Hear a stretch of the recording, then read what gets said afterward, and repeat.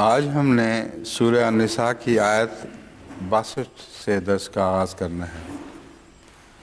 اعوذ باللہ من الشیطان الرجیم، بسم اللہ الرحمن الرحیم۔ وَإِذَا قِيلَ لَهُمْ تَعَالَوْا إِلَىٰ مَا أَنزَلَ اللَّهُ وَإِلَى الرَّسُولِ رَأَيْتَ الْمُنَافِقِينَ يَصُدُّونَ عَنْكَ صُدُودًا فَكَيْفَ إِذَا أَصَابَتْهُم مُّصِيبَةٌ بِمَا قَدَّمَتْ أَيْدِيهِمْ ثُمَّ جَاءُوكَ يَحْلِفُونَ بِاللَّهِ إِنْ أَرَدْنَا إِلَّا إِحْسَانًا وَتَوْفِيقًا أُولَٰئِكَ الَّذِينَ يَعْلَمُ اللَّهُ مَا فِي قُلُوبِهِمْ فَأَعْرِضْ عَنْهُمْ وَعِظْهُمْ وَقُل لَّهُمْ فِي أَنفُسِهِمْ قَوْلًا بَلِيغًا وَمَا أَرْسَلْنَا مِن رَّسُولٍ إِلَّا لِيُطَاعَ بِإِذْنِ اللَّهِ وَلَوْ أَنَّهُمْ إِذ ظَّلَمُوا أَنفُسَهُمْ جَاءُوكَ فَاسْتَغْفَرُوا اللَّهَ واستغفر لهم الرسول لوجدوا الله توابا رحيما فلا وربك لا يؤمنون حتى يحكموك فيما شجر بينهم ثم لا يجدوا في أنفسهم حرجا مما قضيت ويسلموا تسليما۔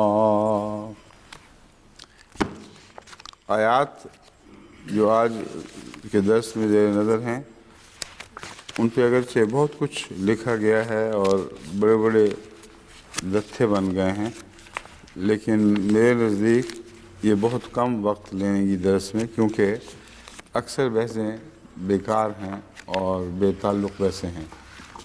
ان میں الجھ کر سارے دماغوں کو الجھانے والی بات ہوگی، کیونکہ علماء نے بہت باریک نکتے از خود اٹھا کر جن کا اس آیت سے تعلق نہیں بنتا، اس پر ایسی بحثوں میں مبتلا ہو گئے ہیں کہ جو نہ ختم ہونے والی بحثیں بن گئی ہیں۔ بعض ایک غلطی دوسری غلطی پر منتج ہو جاتی ہے، مگر بہرحال اب مختصراً جتنا ذکر ان کا کرنا پڑا میں کروں گا، اور ساتھ ان آیات کی عام واضح تشریح کرتا چلے جاؤں گا جو بالبداہت نظر آ جاتی ہے۔ کہ اگر انسان کسی پرانے محدث یا مفکر یا کسی بھی مفسر کے خیالات سے متاثر نہ ہو چکا ہو تو پھر یہ بالبداہت نظر آنے والی باتیں ہیں۔ اگر ایک دفعہ دماغ میں ان کی بحث گڑ چکی ہو تو پھر بے وجہ بے شمار الجھنیں دکھائی دیں گی۔ یہ تمہید ہے، اس کے بعد اب میں اس آیت کی تفسیر شروع کرتا ہوں۔ وَإِذَا قِيلَ لَهُمْ تَعَالَوْا، اور جب ان سے کہا جاتا ہے کہ جو کچھ اللہ نے اتارا ہے اس کی طرف اور رسول کی طرف آؤ، تو منافقوں کو دیکھتا ہے کہ وہ تجھ سے بالکل پیچھے ہٹ جاتے ہیں۔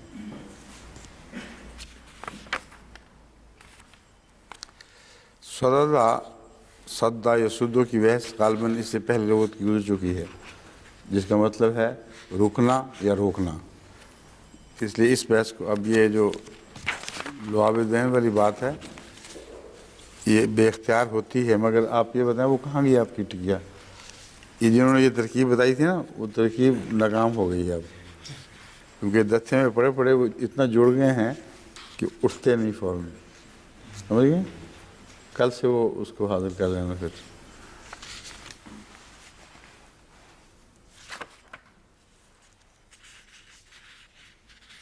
یہ سب باتیں پہلے گزر چکی ہیں، پہاڑ کی روک کو بھی صد کہتے ہیں، یہ سب یہی لفظ دوسری آیات میں پہلے آیا ہے، اس لیے اس سے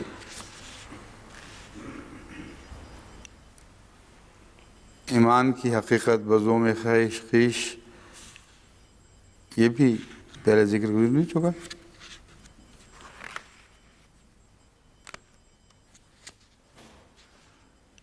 علامہ ابن جریر طبری لکھتے ہیں کہ منشا یہ ہے کہ اے محمد، کیا تو ان منافقوں کو نہیں جانتا جو تجھ پر نازل شدہ پر بزوم خیش ایمان رکھتے ہیں؟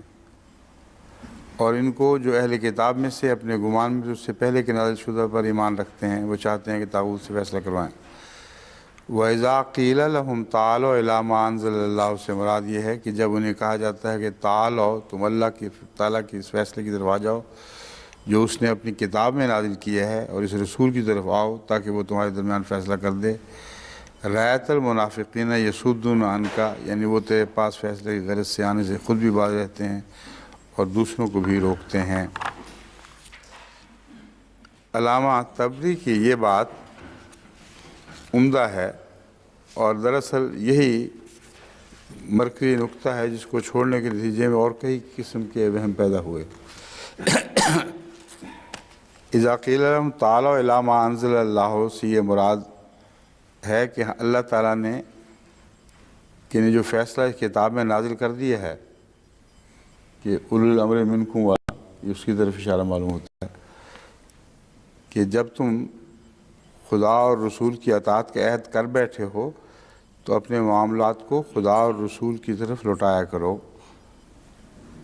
ان آیات کی تفسیر میں جب آگے مختلف مفسرین نے بیان کی ہے، جھگڑا یہ پڑ گیا ہے کہ وہ رسول اللہ صلی اللہ علیہ وآلہ وسلم کو چھوڑ کر کس کی طرف جایا کرتے تھے،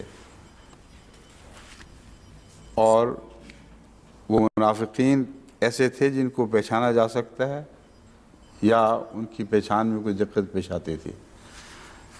امر واقعہ یہ ہے کہ منافقین کا ذکر قرآن کریم میں اسی تعلق میں پہلے گزر چکا ہے، اور اس میں حضرت صلی اللہ علیہ وآلہ وسلم کو بتایا گیا ہے کون منافق ہیں، اور لووا رؤوسہم، وہ اپنے سر مٹکاتے ہیں، اور ان کو کہا جاتا ہے کہ توبہ کرو اور رسول اللہ کی طرف آؤ اور استغفار کرو۔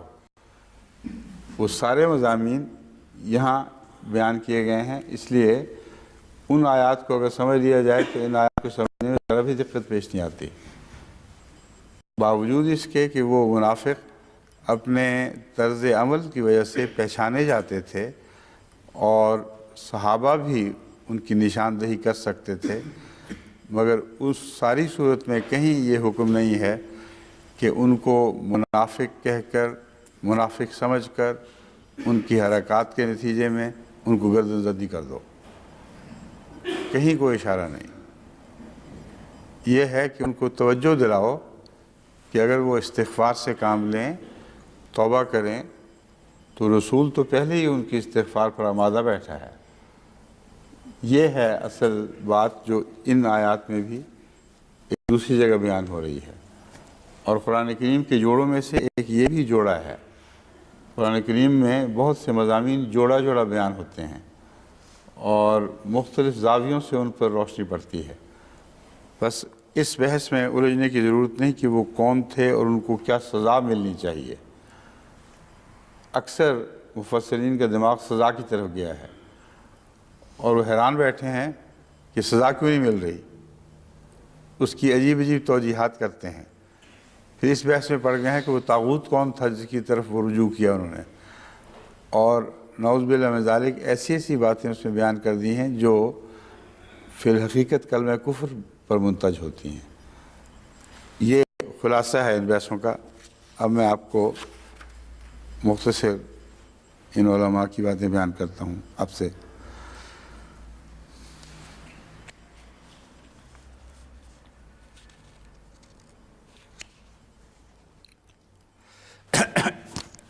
علامہ ابو حیان کے نزدیک رایت المنافقین سے ظاہر ہے کہ اس روایت سے مراد ظاہری آنکھوں سے دیکھنا ہے، کہ انہوں نے ظاہری طور پر روکا ہے۔ یہ غلط ہے۔ رایتا کا تو محاورہ ہے، ارایتا قرآن کریم میں اس کثرت سے ملتا ہے کہ اس میں کسی شک کی گنجائش ہی نہیں کہ اس میں کیا تجھے سمجھ نہیں آئی، کیا تجھے پہچان نہیں لی، یہ بات دیکھی بھالی نہیں تمہاری۔ ان معاملات میں اس تعلق میں ارایتا کا محاورہ قرآن کریم میں عام ہے۔ علامہ ابو الحسن القمی کہتے ہیں کہ اس آیت میں منافقین سے مراد آل محمد کے سب دشمن ہیں، اور انہی کے بارے میں یہ آیت آئی ہے۔ اب اس آیت میں کیا ہے؟ اذا قیل لهم تعالوا الی ما انزل اللہ والی الرسول رأیت المنافقین یصدون عنک صدودا، کہ جب تو دیکھتا ہے، جب انہیں کہا جاتا ہے کہ آؤ ما انزل اللہ والی الرسول، جو اللہ اور اس کے رسول پر اتارا گیا، رأیت المنافقین یصدون عنک صدودا، تو منافقین تجھ سے رکتے اور تجھ سے بچتے ہیں۔ یہاں حضرت علی کا ذکر کہاں ملتا ہے؟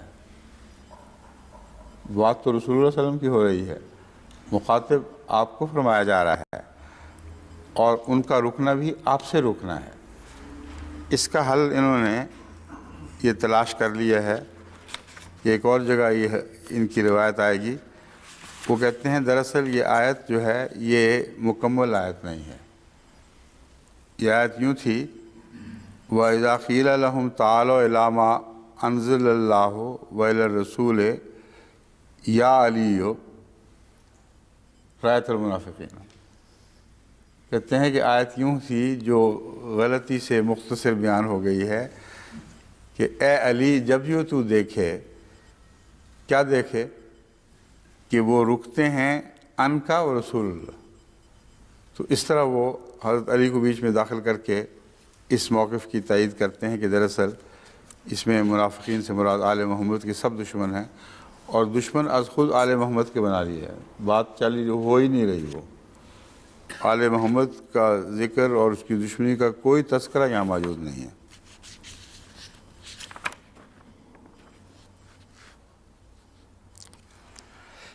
ایک روایت جو آگے آئے گی، جو پہلے بھی شاید گزر چکی ہے، میں اس میں بحث کر چاہوں، طاغوت کی طرف حوالہ جس میں ہے، اس میں ان لوگوں نے بڑے ظلم سے کام لیا ہے کہ ایک ایسا واقعہ بیان کرنا شروع کر دیا ہے جس کا تعلق حضرت عمر سے ہے، کہ رسول اللہ صلی اللہ علیہ وآلہ وسلم سے تو وہ گھبراتے تھے، اور اپنا مقدمہ حضرت عمر کی پاس لے گئے، اور مقدمے سے اس شخص کا قتل کیا جانا طبی طور پر ثابت تھا، اس لیے حضرت عمر رضی اللہ تعالیٰ عنہ نے فوری طور پر اس کے قتل کا حکم دے دیا۔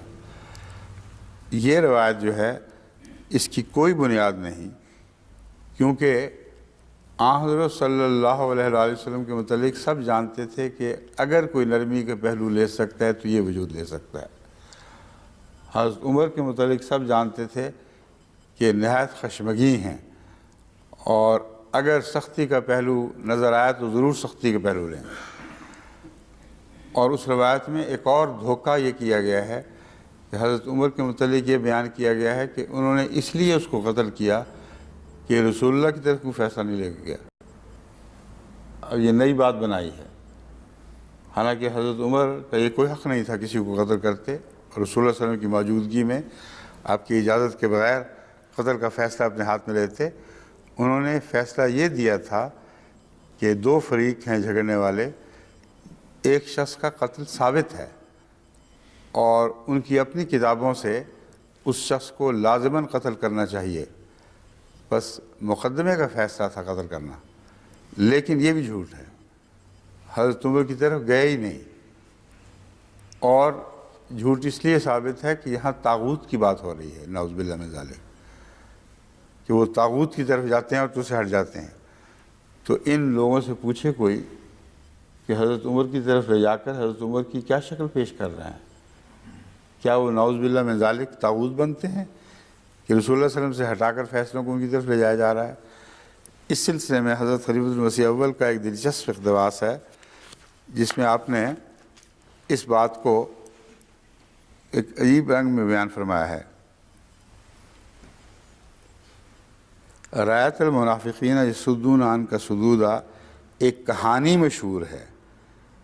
کسی یہودی کا کسی منافق سے جھگڑا ہوا، وہ دونوں بارگاہ نبوی میں گئے، نبی کریم نے یہودی کو ڈگری دی جو منافق کے مضر تھی۔ اس نے کہا میں تو عمر کا فیصلہ مانوں گا، چنانچہ وہاں گئے، حضرت عمر نے کہا میں تمہاری گردن اڑاتا ہوں۔ یہ جو بات کہی ہے، فرمایا ہے، یہ کہانی مشہور ہے۔ صاف پتہ چلتا ہے کہ اس روایت پر حضرت خلیفۃ المسیح اول رضی اللہ عنہ کو ذرا بھی اعتبار نہیں۔ اور کہانی کہہ کر اس بات کا حوالہ دے دیا۔ اب اسباب نزول للواحدی میں اس قصے کا ذکر ہے اور اس پر ایک مختصر تبصرہ بھی ہمارے حافظ مظفر صاحب کا ہے نا۔ واحدی نے اسباب نزول میں ذکر یہ کیا ہے، قتادہ بیان کرتے ہیں کہ آیت قیس نامی ایک انصاری اور ایک یہودی کے مابین ایک جھگڑے کے بارے میں نازل ہوئی۔ قتادہ بیان کرتے ہیں کہ آیت قیس نامی ایک انصاری اور ایک یہودی کے مابین ایک جھگڑے کے بارے میں نازل ہوئی۔ دونوں حضرت صلی اللہ علیہ وسلم کو نظر انداز کرتے ہوئے فیصلہ کرانے کے لیے مدینہ کے ایک کاہن کے پاس گئے۔ یہ کہانی بالکل عجیب و غریب ایک اور ہی کہانی ہے، یعنی انصاری بھی اور وہ یہودی بھی دونوں ہی گویا کہ اس آیت کی تحقیر یا اس کی تخفیف کا موجب بنے، حالانکہ ہرگز یہ صورت ناممکن ہے کہ انصاری ہو اور جھگڑے میں وہ حضرت کی طرف کی بجائے کسی اور طرف رجوع کرے۔ نام بھی ہے قیس نامی ایک انصاری۔ اللہ تعالیٰ نے اس پر ان کی مذمت کی۔ یہودی اللہ کے نبی سے فیصلہ کی طرف بلاتا تھا، اسے معلوم تھا کہ حضور اس پر ظلم یا ناانصافی نہیں کریں گے، جبکہ قیس انصاری اس سے انکار کرتا تھا۔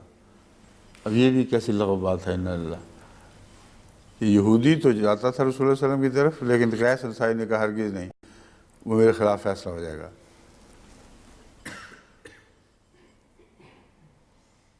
اس پر اللہ تعالیٰ نے یہ آیت نازل فرمائی اور مسلمان ہونے کے دعوے دار اور اہل کتاب یہودی کی مذمت کی۔ نازل فرمائی اور مسلمان ہونے کے دعوے داروں کی اور اہل کتاب یہودی کی مذمت کی۔ اب وہ بیچارہ کس بات پہ مذموم ہوا؟ اس نے تو رسول اللہ صلی اللہ علیہ وسلم کی طرف ہی معاملے کو لے جانا چاہا تھا۔ تو اس قسم کی شان نزول کی باتیں علامہ واحدی نے ایسی اکٹھا کر دی ہیں جن کی کوئی بنیاد کہیں دکھائی نہیں دیتی۔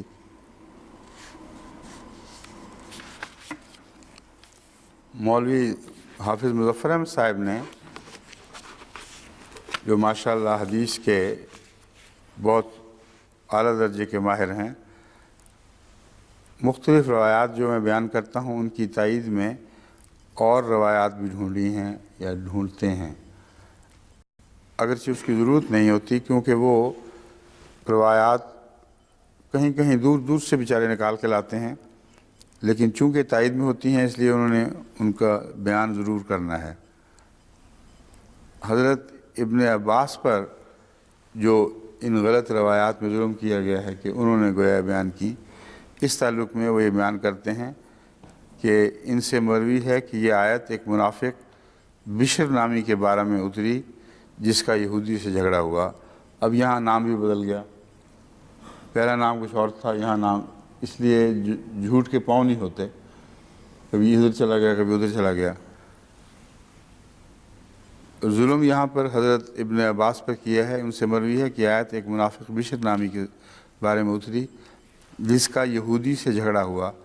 منافق نے کعب بن اشرف سے فیصلہ کروانا چاہا، جبکہ یہودی نے نبی کریم سے۔ اب یہ بھی بات بالکل بدل گئی، کعب بن اشرف کے پاس وہ لے جانا چاہتا تھا مقدمہ، اور وہاں نام بشر کی بجائے کیا نام ہے؟ قیس نام درج ہے، اور ایک کاہن کی طرف یہ لوٹے تھے۔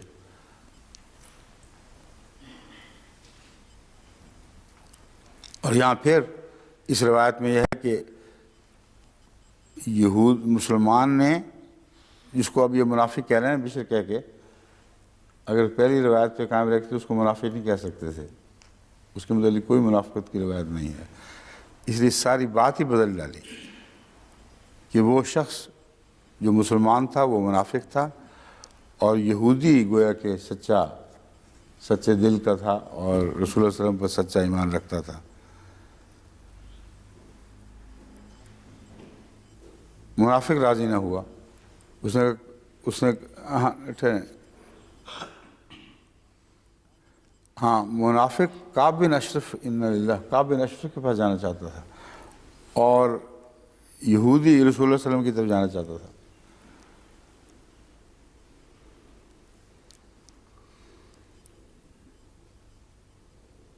کہتے ہیں دونوں پھر چلے گئے. آخر رسول اللہ علیہ وسلم کی خدمت میں یہودی مسلمان کو گھسیٹتا ہوا رسول اللہ علیہ وسلم کی خدمت میں لے گیا.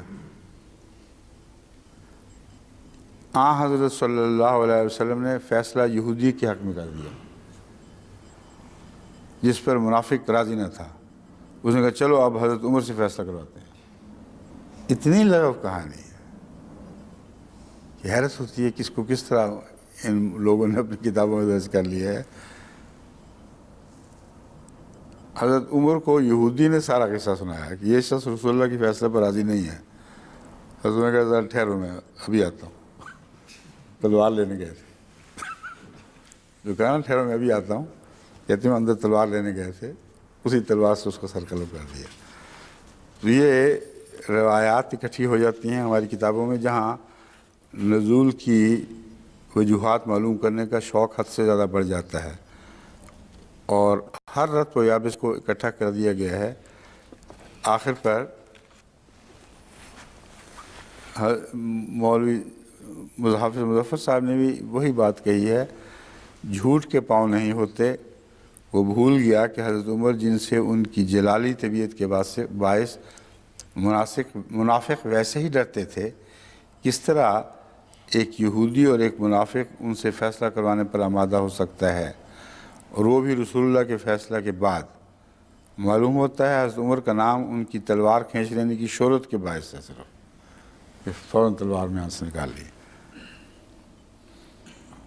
اس دروغ گو نے اس وجہ سے اس کو استعمال کیا اور نہ سوچا کہ یہی بات جو اس قصہ گو کو بعد میں پتہ چلی منافق کو پہلے سے معلوم تھی کہ حضرت عمر تو منافقوں کی گردنیں توڑنے کو پہلے ہی تیار رہتے ہیں، پھر وہ وہاں فیصلہ لے جانے کے کیسے استدعا کر سکتا تھا.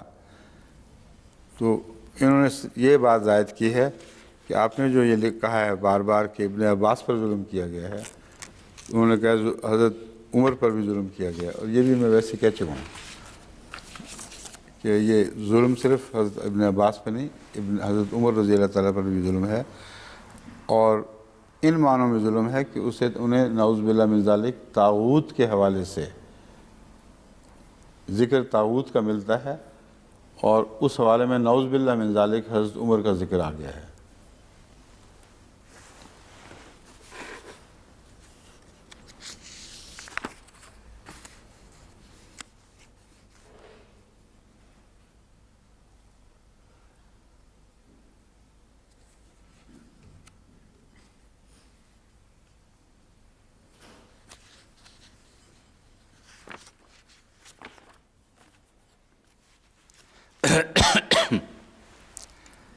فَكَيْفَ إِذَا أَصَابَتْهُمْ مُصِيبَةٌ بِمَا قَدَّمَتْ أَيْدِيهِمْ ثُمَّ جَاءُوكَ يَحْلِفُونَ بِاللَّهِ إِنْ أَرَدْنَا إِلَّا إِحْسَانًا وَتَوْفِيقًا.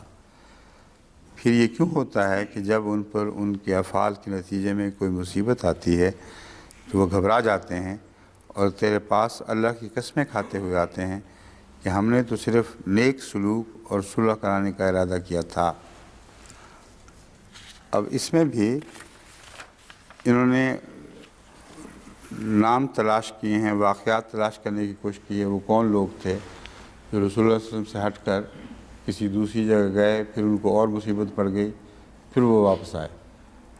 اب جس کو مصیبت پڑی تھی اس کا تو سر قلم ہو گیا تھا، وہ واپس کیسے آ گیا؟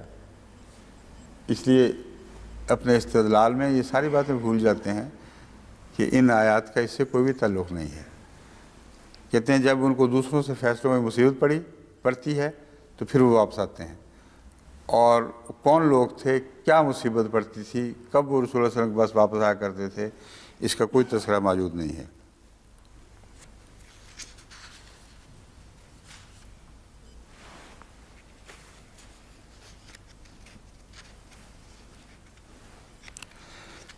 حلف کی بحث بیکار ہے، ہم جانتے ہیں سب، ویسے پہلے گزر چکی ہیں. حلف کس کو کہتے ہیں؟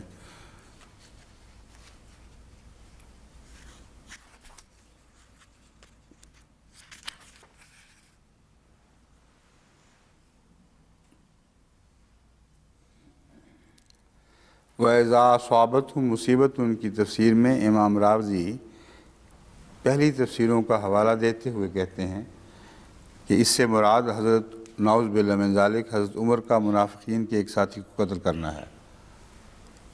وہی بات جو میں اٹھا رہا ہوں، اگر یہ ہے اذا اصابتہم مصیبۃ، تو رسول اللہ صلی اللہ علیہ وسلم کے پاس کیسے حاضر ہو گئے جس کا سر اڑا ہوا تھا؟ وہ بے گردن بے سر کا جسم حاضر ہوا تھا۔ یہ غلطی ہو گئی، میری تو مصیبت پڑ گئی اس فیصلے سے۔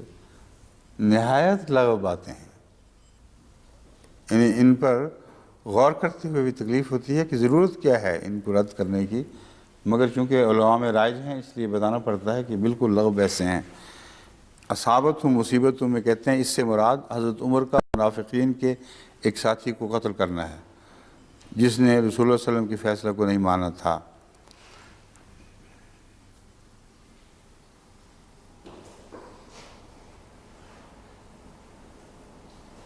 اور کہتے ہیں یہ مسلک زجاج نے اختیار کیا ہے۔ ابو علی الجیبائی کہتے ہیں اس مصیبت سے مراد اللہ تعالیٰ کا رسول اللہ صلی اللہ علیہ وسلم کو حکم ہے کہ منافقین کو غزوات میں اپنے ساتھ نہ لے کر جائیں۔ اور آیت دیکھیں، اذا اصابتہم مصیبۃ بما قدمت ایدیہم، اس میں کہاں ذکر ہے غزوات کا اور منافقین کو ساتھ لے جانے کا؟ بس یہ ٹامک ٹوئیاں ہیں۔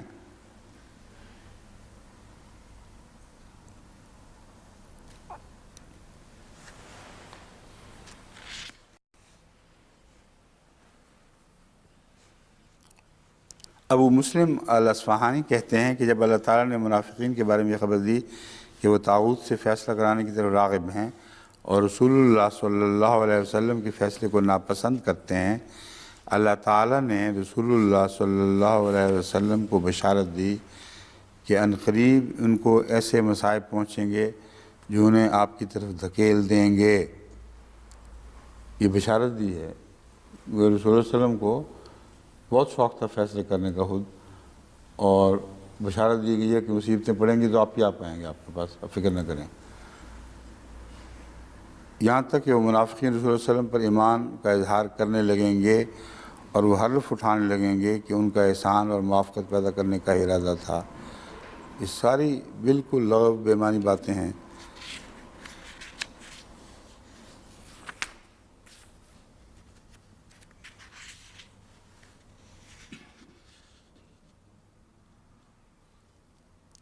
یہاں قسمیں چونکہ وہ کھاتے ہیں اور وہ اصل بات مفسرین کے ذہن میں سے نکل چکی ہے، اس لیے وہ سارے قسموں میں پڑ گئے ہیں کہ وہ کیوں قسمیں کھاتے تھے، کیا کھاتے تھے۔ حالانکہ جیسا کہ میں نے دوسری قرآن کریم کی آیات سے آپ کو ثابت کیا ہے، وہ قسمیں کھایا کرتے تھے کہ ہم آپ کے مطیع ہیں، آپ کو سچا مانتے ہیں، اور اس کے باوجود اللہ اور رسول کے کہنے کے مطابق فیصلے نہیں کیا کرتے تھے، بلکہ ان کے خلاف استنباط از خود اپنی طرف سے کر لیا کرتے تھے۔ یہ وہ لوگ ہیں جن کے متعلق یہ آیات نازل ہو رہی ہیں، اور ان لوگوں کا تعلق رسول اللہ صلی اللہ علیہ وسلم کے زمانے سے نہیں بلکہ ہمیشہ کے لیے آئندہ زمانوں سے بھی ہے، کیونکہ وہ آیت جو تمام دنیا کو اللہ اور رسول کی اطاعت کی طرف بلاتی ہے اور ان کی اطاعت کی طرف، اس آیت کا تعلق ہر زمانے سے ہے اور وہی بنیاد ہے اس کی۔ اس کے بعد یہ سب ذکر چلے ہیں۔ تو فرمایا کہ ایسے لوگ پیدا ہوتے رہیں گے کہ جب ان کے جھگڑے ہوں اور وہ سمجھیں کہ وہ جھگڑے اگر ہم نظام جماعت یا نظام الہی کی طرف لے کے جائیں تو ہمیں کوئی فائدہ نہیں ہوگا، اور اگر ہم آپس میں طے کر لیں یا عدالتوں میں لے جائیں تو یہ طاغوت کی طرف جانا ہے۔ یعنی دینی نظام جو محمد رسول اللہ اور رسول کا نظام ہے، اس سے ہٹ کر وہ ایسے نظام کی طرف رجوع کریں جو طاغوتی نظام ہے، تو ایسی صورت میں لازماً ان پر مصیبتیں پڑیں گی، اور کئی ایسے ہوں گے کہ واپس لوٹیں گے اور کہیں گے ہم نے تو نیک نیتی سے ایسا کیا تھا، اب ہمارا معاملہ نپٹا دو، اور ان کو مصیبتیں پڑیں گی تو ان کا رخ اس طرف ہوگا۔ اس آیت کی صحت کو 100% آج بھی جو روزمرہ واقعات گزرتے ہیں ان سے جانچا جا سکتا ہے۔ یعنی یہ آیات کسی ایک وقت تک محدود نہیں، بلکہ محمد رسول اللہ صلی اللہ علیہ وآلہ وسلم کی حکومت اور آپ کی طرف معاملات کو رجوع کرنا ایک دائمی حکم ہے، جس کا ہرگز کسی ایک واقعہ یا کسی ایک محدود زمانے سے تعلق نہیں، اور دائمی حکم ہمیں پورا ہوتا دکھائی دے رہا ہے۔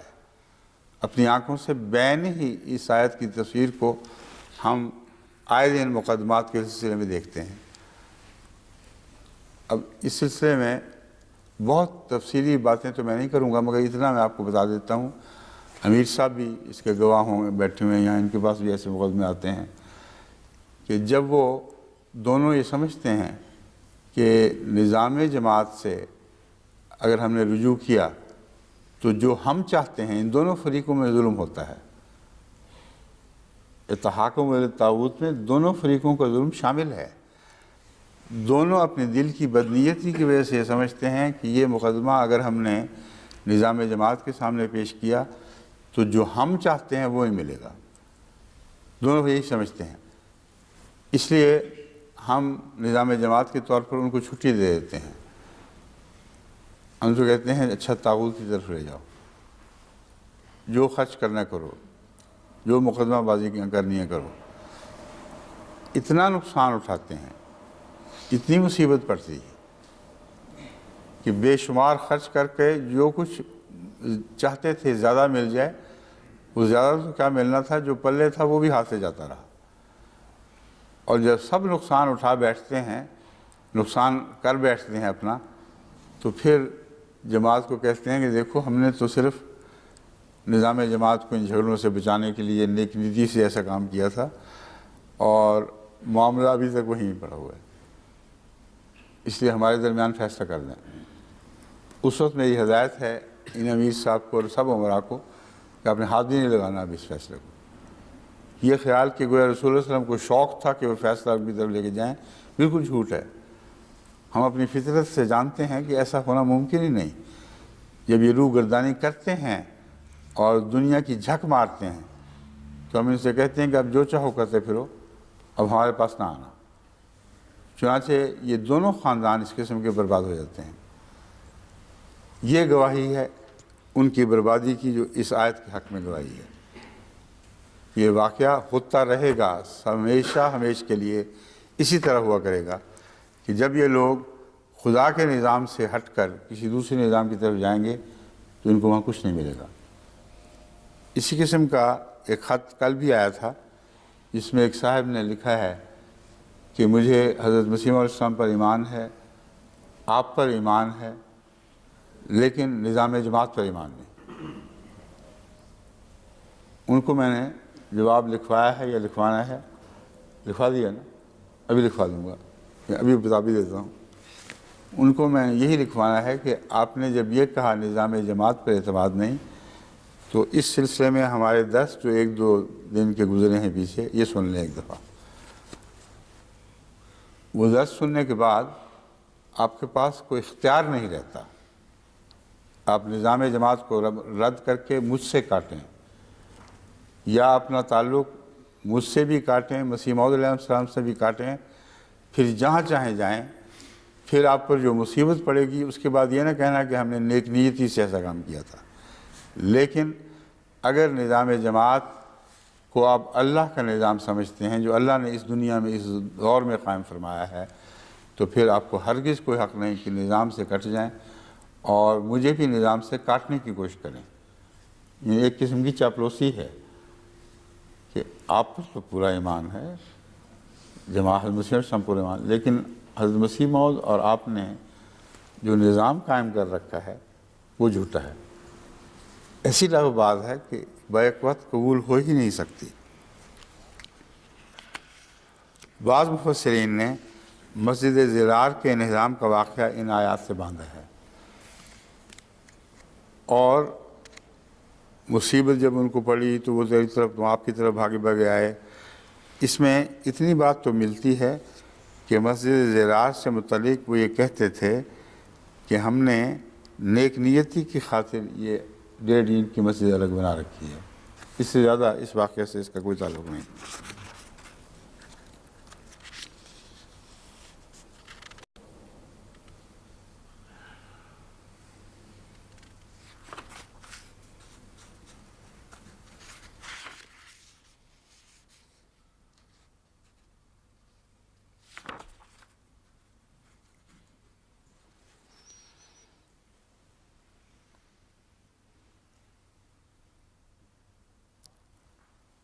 یہاں حضرت امام شوکانی یہ نکتہ لاتے ہیں، بما قدمت ایدیہم سے مراد یہ ہے کہ وہ گناہ جو انہوں نے ان سے سرزد ہوئے، ان گناہوں کے نتیجے میں ان کی یہ حالت ہو جاتی ہے کہ وہ طاغوت کی طرف جانا پسند کرتے ہیں۔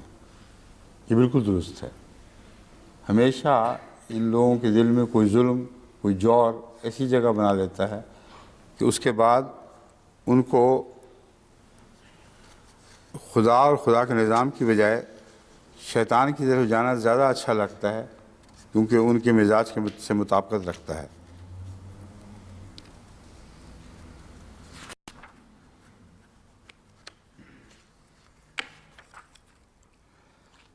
تفسیر کبیر رازی میں حضرت رسول اللہ صلی اللہ علیہ وآلہ وسلم سے فیصلہ نہ کرانے کی توجیحات بیان کی گئی ہیں۔ یہ ساری باتیں یہاں پڑھنے کی ضرورت نہیں، میں عمومی فیصلہ دے چکا ہوں اس معاملے میں کہ میرے نزدیک، یعنی میرا اپنا ذاتی فیصلہ یہ ہے کہ یہ ساری بحثیں آیات کے سیاق سباق اور تسلسل کو نہ سمجھنے کے نتیجے میں پیدا ہوئی ہیں۔ کسی انفرادی واقعہ سے ان آیات کا کوئی تعلق نہیں ہے، کسی منافق کو ڈھونڈ کر تلاش کرنے کی ہمیں کوئی ضرورت نہیں ہے۔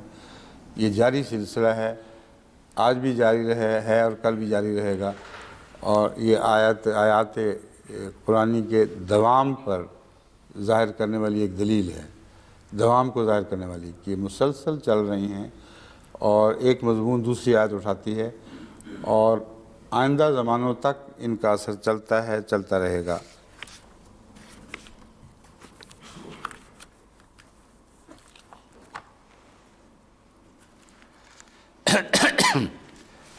اولئک الذین یعلم اللہ ما فی قلوبہم فاعرض عنہم وعظہم وقل لہم فی انفسہم قولا بلیغا۔ یہ وہ لوگ ہیں کہ جو کچھ ان کے دلوں میں ہے اللہ تعالیٰ اسے خوب جانتا ہے، پس تو ان سے اعراض کر اور انہیں نصیحت کر اور انہیں ان کے نفوس کے متعلق مؤثر بات کہہ۔ اب جہاں اعراض کا حکم ہے وہاں مفسرین نے اعراض نہ کرنے کا نتیجہ نکالا ہے، اور ایسے جھگڑے میں مبتلا ہو گئے ہیں کہ قیامت تک یہ جھگڑا پھر طے نہیں ہو سکے گا اگر اس پنڈورا باکس کو کھول دیا جائے۔ اولئک الذین یعلم اللہ ما فی قلوبہم، صاف ظاہر ہے کہ تم نہیں جانتے ان کے دلوں میں کیا ہے، اللہ جانتا ہے ان کے دلوں میں کیا ہے۔ فاعرض عنہم، اس لیے تمہارا کام صرف اتنا ہے کہ ان سے اعراض کرو، جہاں تک ممکن ہو ان سے روگردانی کرو، ان کے معاملات میں دخل اندازی نہ کرو۔ وعظہم، اور ان کو نصیحت کرو، وقل لہم فی انفسہم قولا بلیغا، اور ان سے ایسی بات کرو جو ان کے دلوں کی گہرائی تک اتر جائے، یعنی نصیحت ایسے انداز سے کرو کہ ان کو سمجھ آنے لگ جائے کہ اصل حقیقت کیا ہے، اور وہ اپنی غلطی سے باز آ کر دوبارہ الہی نظام سے منسلک ہو جائیں۔ یہ اس کا واضح معنی ہے، جس کے سوا اور کوئی معنی اس طرف منسوب ہو ہی نہیں سکتا۔ لیکن علماء جب بحثوں میں پڑھتے ہیں تو دیکھیں کیسے کیسے باریک نقطے بیان کرتے ہیں۔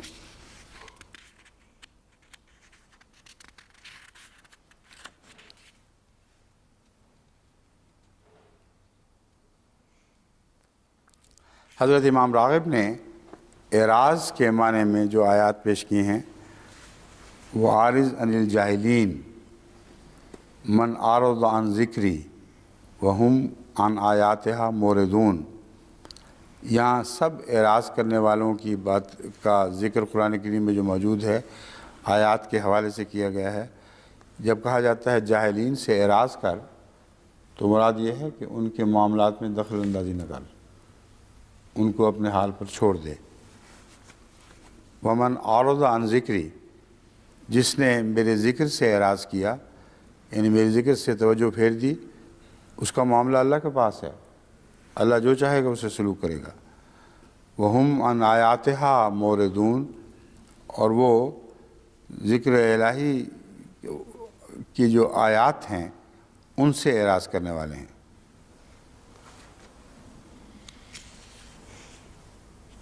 وہ جیسا کہ فرمایا ومن اعرض عن ذکری، بس عن آیاتہا موردون سے ذکر سے اعراض مراد ہے، وہم عن آیاتہا موردون۔ حضرت امام راضی قولاً بلیغہ کے ضمن میں لکھتے ہیں، مکانی یا زمانی ہر دو لحاظ سے کسی مقصد یا امر کی آخری حد کو پا لینا۔ یہ معنی بہت ہی لطیف اور عمدہ معنی ہے، اور اس کو میں اس لیے بیان کر رہا ہوں کہ اس کو آپ ہمیشہ پیش نظر رکھیں۔ بلغ ما انزل الیک میں بلغ سے کیا مراد ہے، اور ہم جو تبلیغ میں مصروف ہیں تو ہم بلغ کا حق کب ادا کریں گے؟ جب تک لفظ بلغ کو نہ سمجھ لیں اس وقت تک اس مضمون کا حق ادا نہیں ہو سکتا۔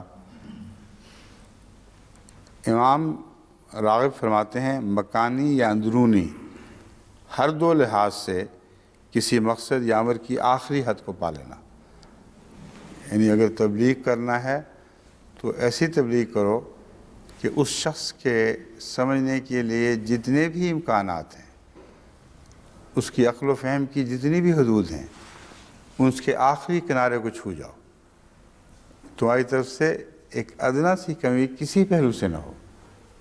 اس کو کہتے ہیں بلغ۔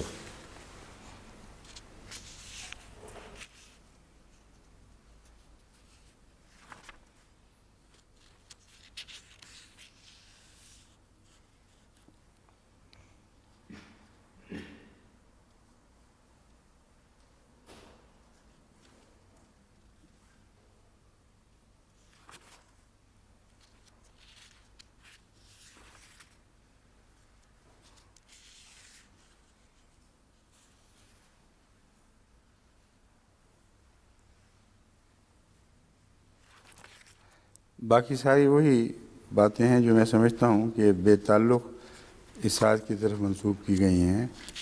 جو خاص چیز قابل ذکر ہوئی تو میں عرض کر دوں گا۔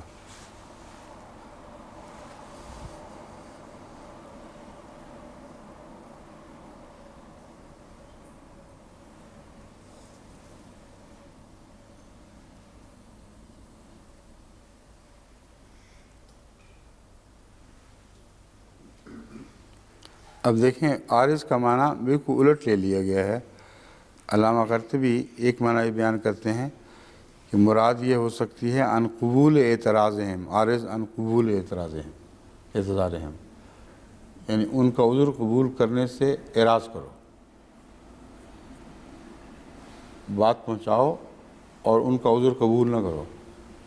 اور بعض نے یہ کہا ہے کہ جب قبول نہ کرو تو پھر مارو گے، کیا کرو گے؟ تو بعض مفسرین لکھتے ہیں کہ یہاں مراد یہ ہے کہ قل لہم فی انفسہم قولا بلیغا، یعنی ان کو تخلیہ میں رازدارانہ طور پر مؤثر ڈانٹ ٹپٹ کرو۔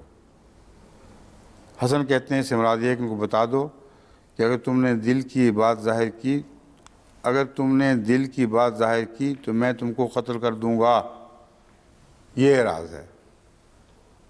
علیحدگی میں چھپ کر ان کو سمجھاؤ کہ ایسی باتیں نہ کیا کرو، اور اس کے بعد بھی اگر ان کے دل میں یہ بات بیٹھی رہے جو بھی بات ہے تو ان کو توجہ دو کہ دیکھو اگر تم نے کیا تو میں تمہیں قتل کر دوں گا۔ یہ مراد ہے اس آیت سے۔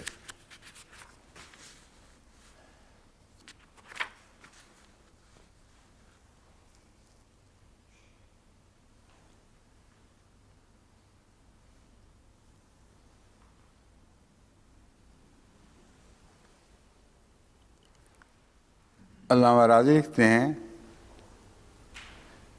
کہ اس کا معنی یہ ہے کہ تو ان سے اعراض کرنے پر ہی اکتفا کر اور ان کی پردہ دری مت کر، اعراض کرنے پر ہی اکتفا کر اور پردہ دری مت کر۔ اور پردہ دری نہ کرنے کی وجہ یہ بیان کی ہے کہ اگر پردہ دری کی تو وہ شرارت میں اور بڑھ جائیں گے۔ اس آیت میں کہیں بھی یہ اشارہ موجود نہیں۔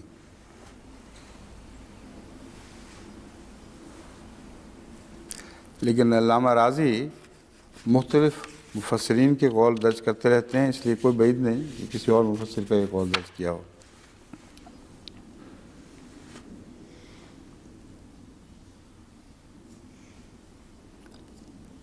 اسی طرح علامہ راضی کی تفسیر کبیر میں لکھتے ہیں، اس سے مراد ہے کہ اللہ تعالیٰ ان کو نفاق، مکر و فریب، حسد اور جھوٹ پر ڈانٹتا ہے، نیز آخرت کی سزا سے ان کو خوف دلاتا ہے، جیسا کہ فرمایا ادعو الی سبیل ربک۔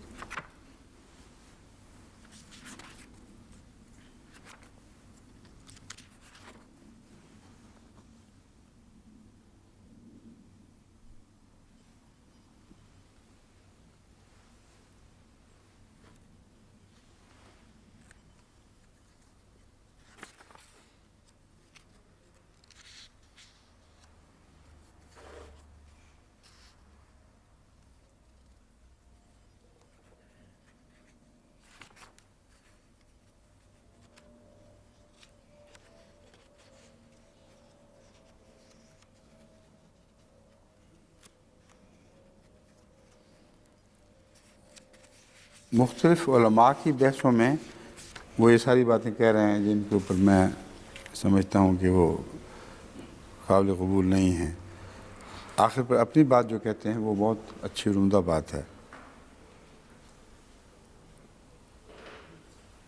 کہتے ہیں یہ بھی کہا گیا ہے کہ وائز سے مراد قول عذاب، اللہ کے عذاب سے، آخرت کے عذاب سے ڈرانا ہے، اور قول بلیغ سے مراد دنیاوی سزا سے ڈرانا ہے۔ گویا ان سے کہا جائے کہ تمہارے دلوں کے نفاق اور شر کو اللہ تعالیٰ جانتا ہے، پس تمہارے اور تمام دوسرے کفار کے مابین کوئی فرق نہیں رہا۔ اللہ تعالیٰ نے تم پر سے تلوار صرف اس لیے اٹھا دی ہے کہ تم نے اپنا ایمان ظاہر کیا ہے، لیکن اگر تم ان گندے اعمال پر مداومت اختیار کرو گے تو تمہارا کفر پر قائم رہنا سب پر واضح ہو جائے گا، تب تمہارے لیے تلوار ضروری ہو جائے گی۔ بے تعلق ویسے تلوار کا شوق جو ہے نا وہ نہیں اب چھوڑ رہا ہم لوگوں کو۔ بلیغ واعظ کی صفت ہے، بس اللہ تعالیٰ نے واعظ کا حکم دیا ہے، پھر حکم دیا کہ واعظ قول بلیغ یعنی اثر کرنے والی بات پر مشتمل ہونا چاہیے، اور یہ کہ یہ پر اثر کلام حسن الفاظ اور حسن معنی کا عمدہ مرقع ہو، جو حسن عمل کی ترغیب و ترہیب، آگے کچھ لوگ اور وعید بد کا انجام، یہ وعید کے بعد کامہ ڈال دیا تھا اس لیے میں رک گیا ہوں، وعید نہیں وعید بد کا انجام سے لکھنا چاہیے تھا، ڈرانے اور جزا سزا پر مشتمل ہو۔ اب یہ بات بالکل واضح ہے کہ کلام دلچسپ، حسین ہو، دلکش ہو، عمدہ نصائح پر مشتمل ہو اور دلوں کی گہرائی تک اترے، پھر ان لوگوں کے بچنے کا کوئی امکان پیدا ہو سکتا ہے۔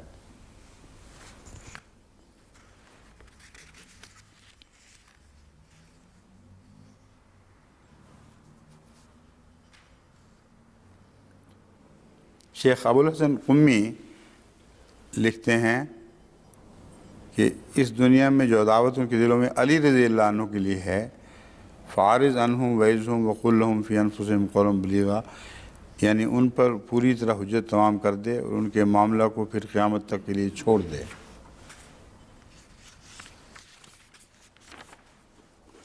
اگر چھوڑ دیں تو بہت اچھی بات ہے، جو مرضی سمجھتے رہیں، اگر قیامت تک کے لیے صحابہ کو نعوذ باللہ من ذالک رگیدنے، اس خلفاء کے خلاف باتیں کرنے سے باز آ جائیں اور خدا پر چھوڑ دیں معاملہ، تو بہت اچھی بات ہے، لیکن چھوڑتے نہیں۔ اب یہ آیت 65 ہے۔ وَمَا أَرْسَلْنَا مِن رَّسُولٍ إِلَّا لِيُطَاعَ بِإِذْنِ اللَّهِ وَلَوْ أَنَّهُمْ إِذ ظَّلَمُوا أَنفُسَهُمْ جَاءُوكَ فَاسْتَغْفِرُوا اللَّهَ وَاسْتَغْفَرَ لَهُمُ الرَّسُولُ لَوَجَدُوا اللَّهَ تَوَّابًا رَحِيمًا۔ اور ہم نے کوئی رسول بھی سوائے اس عرض کے کہ اللہ کے حکم سے اس کی اطاعت کی جائے نہیں بھیجا، اور جب انہوں نے اپنی جانوں پر ظلم کیا تھا اگر اس وقت وہ تیرے پاس آتے اور اللہ سے بخشش چاہتے اور رسول بھی ان کے حق میں بخشش طلب کرتا تو ضرور اللہ کو بہت شفقت کرنے والا اور بار بار رحم کرنے والا پاتے۔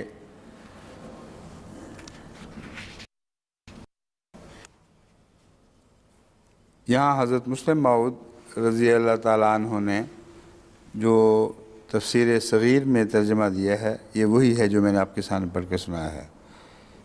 اس میں کوئی شک نہیں کہ معین لوگ اس وقت وہ موجود تھے، اس لیے اسی طرح ان کا حوالہ دینا چاہیے تھا، مگر جو بیان میرا پہلا گزر چکا ہے اس کی روح سے بھی یہ آیت ایک دائمی اثر والی آیت ہے۔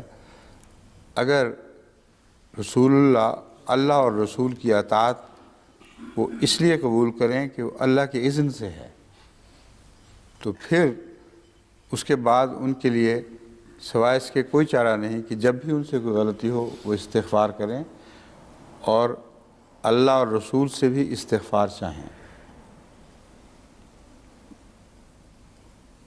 لَوَجَدُوا اللَّهَ تَوَّابًا رَحِيمًا، یہاں یہ نہیں فرمایا کہ وہ رسول کو تواب اور رحیم پائیں گے۔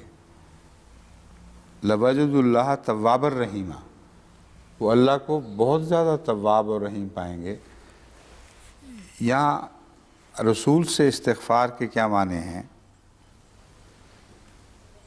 رسول کا ان کے حق میں بخشش طلب کرنے کا کیا معنی ہے؟ یہ مراد ہے وہ اللہ سے استغفار کرتے ہیں اور رسول بھی اگر ان سے استغفار کرے گا، ان کی طرف سے استغفار کرے گا تو یہ بات کھولنے والی ہے جو میں آپ کو بتاتا ہوں کہ دراصل پرانے زمانے میں رسول اللہ صلی اللہ علیہ وسلم جو سب کے لیے استغفار چاہتے تھے اس کا اظہار عبداللہ بن ابی بن سلول کی روایت سے ہوتا ہے کہ کس قدر آپ کے دل میں مومنوں ہی کے لیے نہیں بلکہ منافقوں کے لیے بھی استغفار کا جذبہ پایا جاتا تھا، یہاں تک آپ کا عرض کرنا اللہ کے حضور کہ تو نے 70 مرتبہ اگر روکا ہے تو میں 70 سے زیادہ مرتبہ استغفار کروں گا۔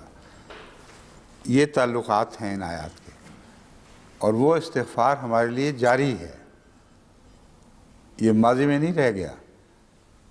اس آیت کا دائرہ زمانے میں محدود نہیں ہے، یہ میں آپ کو سمجھانا چاہتا ہوں کہ اس کو جب مفسرین کی نظر سے آپ پڑھیں گے تو ان کو ماضی کی واقعات کے طور پر پڑھیں گے، میں ان کو جاری و ساری ہمیں ہر زمانے کے اوپر اطلاق کرتا ہوا دیکھتا ہوں، اور رسول اللہ صلی اللہ علیہ وسلم کا استغفار ہم سب کے لیے موجود ہے۔ وہی استغفار ہے جو ہمارا سہارا بنا ہوا ہے، بس جس رسول کا استغفار قیامت تک کے لیے ہو اسے زمانے سے محدود کرنا درست نہیں ہے۔ یہ پہلو ہے جو میں کھولنا چاہتا ہوں۔ اگرچہ حضرت مسلم موعود نے اس کا ترجمہ آیات کی زمانی حوالے کی وجہ سے مجبوراً وہی کیا ہے جو آپ کے سامنے کیا گیا ہے، لیکن فی الحقیقت جیسا کہ میں نے بات کھول دی ہے یہ کسی زمانی تعلق کی آیات نہیں ہیں۔ اب اس پر بہت لمبے مضامین ہیں جو وقت لیں گے تھوڑا سا مجھے صفحے پلٹنے میں۔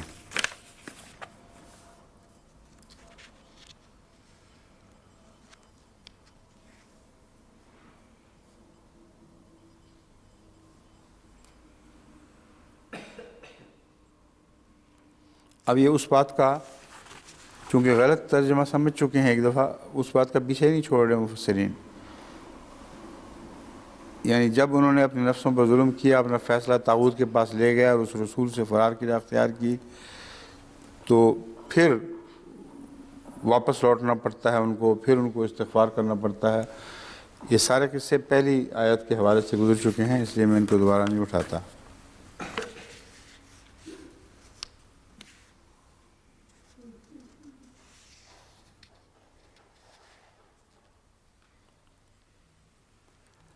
اب یہ بھی ایک ایسی فرضی کہانی گھڑ لی گئی ہے جس کا نہ کوئی سر ہے نہ پیر۔ ابو بکر الاسم کہتے ہیں کہ منافقین کی ایک جماعت حضرت صلی اللہ علیہ وسلم کے بارے میں ایک تدبیر پر آپس میں اکٹھی ہوئی۔ اب اس آیت کا دیکھیں کیا تعلق ہے اس سے، کوئی دور نزدیک اس کا کوئی ذکر نہیں ملتا۔ اور اس غرض کے لیے حضرت صلی اللہ علیہ وسلم کے پاس گئے۔ حضرت کے پاس جبرائیل آئے اور آپ کو منافقین کی اس تدبیر سے اطلاع کر دی۔ حالانکہ منافقین کو تو ان کی پیشانیوں سے رسول اللہ صلی اللہ علیہ وسلم سمجھتے تھے، تمام منافقین پر آپ کو اطلاع تھی، جس پر رسول اللہ صلی اللہ علیہ وسلم نے فرمایا کہ ایک ایسی جماعت آئی ہے جنہوں نے ایک ایسا ارادہ کیا ہے جسے وہ پا نہیں سکیں گے، بس وہ کھڑے ہو جائیں اور اللہ تعالیٰ سے اس قدر استغفار کریں یہاں تک کہ میں ان کے لیے بخشش کی دعا کرنے لگوں۔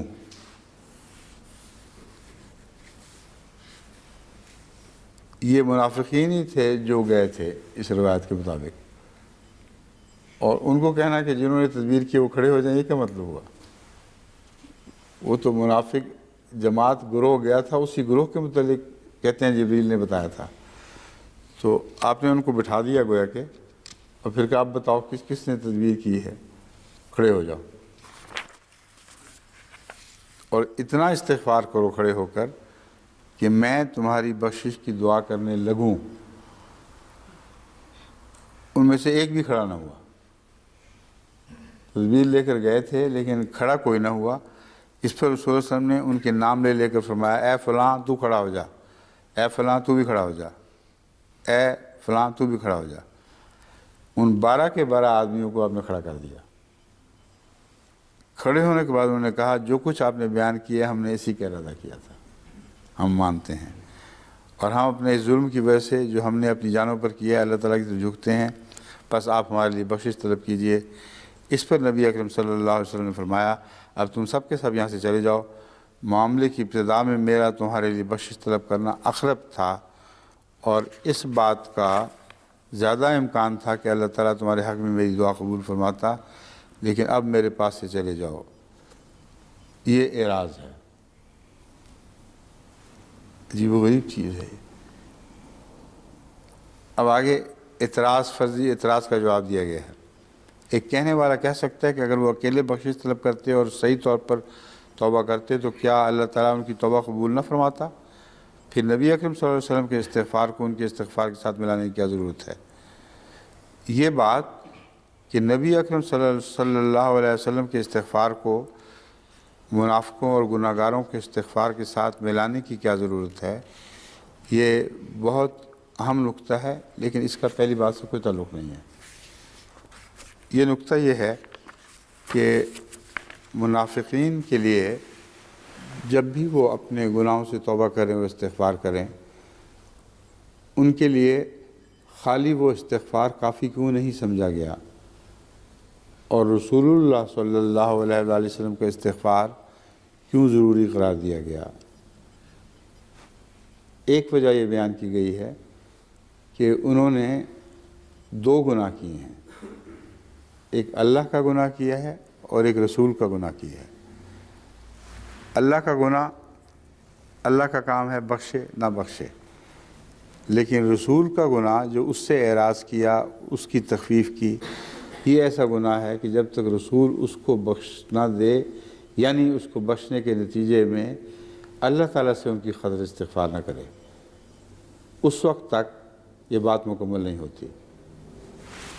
اتنے حصے میں مجھے حکمت دکھائی دیتی ہے، مجھے یہ مضمون اچھا نظر آیا ہے کہ حضرت صلی اللہ علیہ وآلہ وسلم کی بھی جو گستاخی ان گناہ گاروں کے اعراض کے نتیجے میں دکھائی دیتی ہے، اس گستاخی پر اللہ تعالیٰ نے یہ چاہا کہ محمد رسول اللہ خود اس کو بخش کر اور مجھ سے بخشش کے طلبگار ہوں، پھر یہ معاملہ صاف ہوگا اور اس کو گویا کہ صفحہ ہستی سے مٹا دیا جائے گا، یعنی اس ظلم کو۔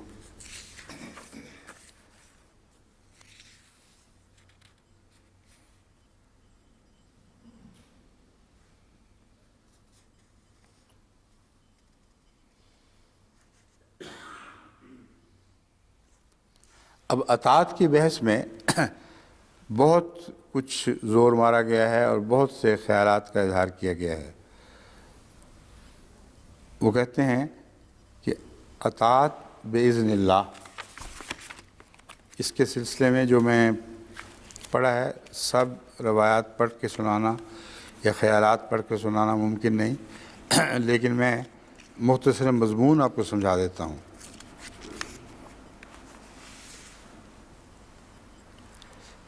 جتنے بھی رسول پہلے گزرے ہیں ان سب کا ذکر ہے۔ وَمَا أَرْسَلْنَا بِرَسُولٍ إِلَّا لِيُطَاعَ بِإِذْنِ اللَّهِ، سوائے اس کے کہ اس کی اطاعت کی جائے اللہ کے حکم کے ساتھ۔ یہ معاملہ صرف رسول اللہ صلی اللہ علیہ وآلہ وسلم کے لیے خاص نہیں ہے، جتنے بھی رسول گزرے ہیں سب کی اطاعت کا حکم ہے اللہ کے اذن کے ساتھ۔ اس پر عجیب و غریب بحثیں یہ اٹھائی گئی ہیں کہ اللہ کے اذن کے ساتھ اگر ان کی اطاعت فرض ہے تو پھر اطاعت سے نکلنے کا کیا امکان موجود ہے؟ اطاعت سے گریز کیسے ہو سکتا ہے؟ جبری عقیدے والوں نے یہ نقطہ اس سے اٹھایا ہے۔ وہ کہتے ہیں یہ آیت صاحب بتا رہی ہے کہ جتنے بھی رسول آئے ہیں ان کی اطاعت کا حکم اللہ کے اذن سے تھا اور اللہ کے اذن سے روگردانی ممکن نہیں، اس لیے اس حکم کے باوجود جن لوگوں نے اطاعت نہیں کی گویا ان کے لیے مقدر تھا، کیونکہ اللہ کے اذن سے وہ بار بھاگ نہیں سکتے تھے۔ تو گویا عملاً اس آیت کا یہ مطلب نکلتا ہے کہ اللہ کے اذن میں جو گزشتہ انبیاء کو عطا ہوا یہ بات داخل تھی کہ اس اذن کی نافرمانی کرنے والا ایک بہت بڑا گروہ ہوگا، اور میرے اذن کی نافرمانی کا بندوں کو حق ہی کوئی نہیں سوائے اس کے کہ میں اجازت دوں۔ بس اذن سے مراد یہ ہے کہ میری اجازت سے وہ لوگ نافرمانی کریں گے۔ بس جبریہ کہتے ہیں کہ جب اللہ کی اجازت سے نافرمانی کی یا اس کے حکم سے نافرمانی کی تو ان کا اپنا کیا اختیار تھا، اس لیے بے اختیار مارے گئے۔ وہ یہ تو نہیں کہتے بے اختیار مارے گئے، ان کے لیے تو ہر چیز جبریہ ہی ہے، مگر مختلف علماء کے بحثوں میں جبریہ نے اس آیت پر بھی انحصار کرنے کی کوشش کی ہے۔ یہ وہ مضمون ہے جس کو آپ کو پیش نظر رکھنا چاہیے۔ اب میں چند ان کی باتیں میں آپ کے سامنے اگر وقت اجازت دے تو کھول دیتا ہوں۔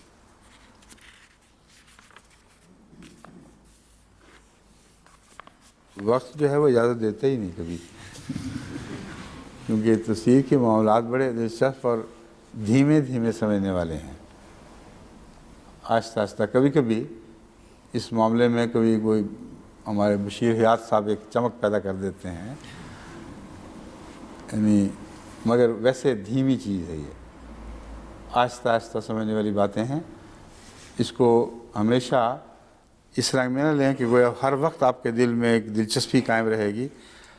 آپ کو دلچسپی کلام اللہ سے ہونی چاہیے اور اس کو سمجھنے کے لیے مختلف زاویوں سے کلام اللہ کے الفاظ پر غور کرنا ضروری ہے۔ یہ تفسیر ہے۔ اگر اس پر سے آپ اس طرح گزر جائیں گے تو انشاءاللہ تعالی جب بھی آپ قرآن کریم کی تلاوت دوبارہ کریں گے آپ کے دل پر مضامین از خود اترنے شروع ہو جائیں گے۔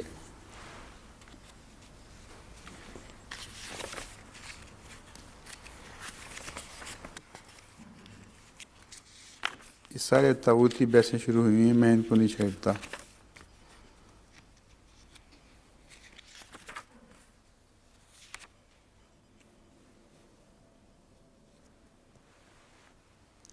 یہ وہ روایت ہے امام راضی کی جس کے متعلق میں نے عرض کیا تھا کہ جبریہ فرقہ اس کو استعمال کرتے ہیں۔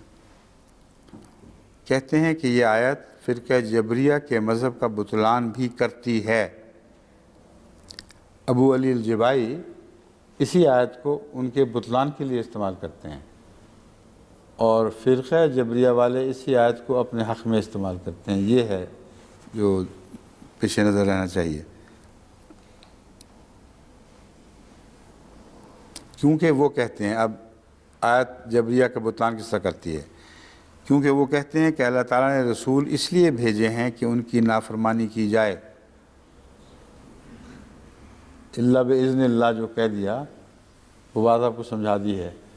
جبریہ کہتے ہیں کہ یہ رسول اس لیے بھیجے تھے کہ ان کی نافرمانی کی جائے، کیونکہ اذن اللہ سے باہر جانے کا تو اختیار نہیں تھا، اور اس کے باوجود اکثریت نے ان کی نافرمانی کی ہے۔ اس لیے آپ کیسے سمجھ سکتے ہیں کہ وہ اللہ کے اذن کے خلاف باہر گئے؟ بس اللہ کے اذن میں یہ شامل تھا کہ میں رسول بھیجوں گا تم نافرمانی کرنا۔ اس آیت سے انہوں نے یہ استنباط کی ہے۔ علامہ علی الجوائی اسی آیت سے ان کے اس استنباط کو رد فرماتے ہیں۔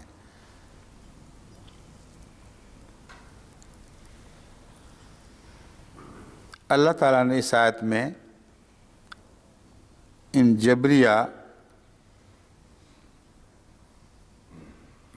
کا یہ مٹے ہوئے فکریں ہیں، ان کا گویا مؤثر واضح جواب دیا ہے۔ وہ یہ کہتے ہیں کہ یہ آیت جبریہ کے حق میں تو نہیں، ظاہراً نہیں، مگر اگر کوئی اور آیت کو سارے قرآن میں بھی جبریہ کے خلاف نہ ہوتی تو یہی ایک آیت کافی تھی ان کی رد کے لیے۔ بس اگر انہوں نے یہی کہنا تھا تو یوں کہتے کہ اطاعت و نافرمانی کرنے کے لیے اللہ تعالیٰ نے رسول بھیجے ہیں۔ بس یہ بات اس عمل پر دلالت کرتی ہے کہ مقصود الہی کسی رسول کی نافرمانی نہیں تھا، بلکہ اللہ تعالیٰ صرف یہ چاہتا تھا کہ پیغمبر کی اطاعت کی جائے۔ یہ باریک نقطہ یہ انہوں نے یہ نکالا ہے کہ یہ آیات کریمہ اگر جبریہ کے عقیدے کے مطابق ان کا ترجمہ کیا جائے تو تمام رسولوں کا بھیجا جانا گویا کہ اس مقصد کے لیے تھا کہ تاکہ اللہ اور رسول کی نافرمانی کی جائے، اور یہ خدا تعالیٰ کے اوپر بڑا بھاری الزام ہے، کیونکہ اللہ تعالیٰ دوسری جگہ اپنے رسولوں کے متعلق اطاعت کی شرط اتنی لگاتا ہے کہ اس پر جبریوں کا یہ عقیدہ بالکل بے حقیقت اور بے معنی ہو جاتا ہے۔ یہ اتنا سا وقت تھا بات کرنے کی، مجھے ختم ہو گیا۔ اب کچھ باتیں میں دیکھ لوں گا بعد میں، اس کو اگر ضرورت ہوئی تو رکھ لیں گے، ورنہ پھر اگلی آیات شروع کر دیں گے۔ یہ رکھ لیں سوال، ٹھیک ہے؟